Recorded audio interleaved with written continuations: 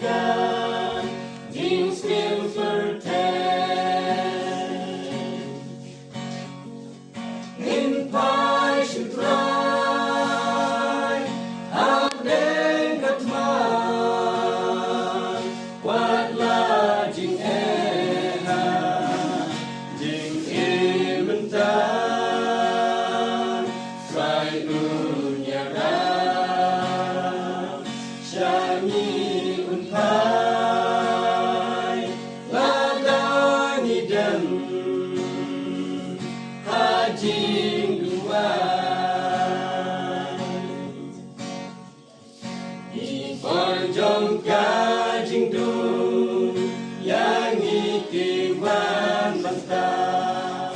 Ijing seong bayangi Hilang syakai pengyang Ikam au bietama Hati sniba mentah Wati bagi pihak Bajing talang Unpai syutrai Abden katman Wadla jing eha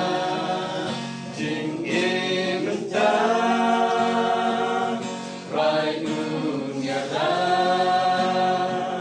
Syanyi unpai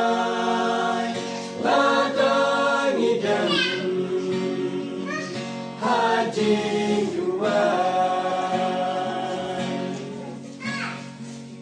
Oki bangit mentang Tongin kenjit penrim In leyakang rabha Ino yaki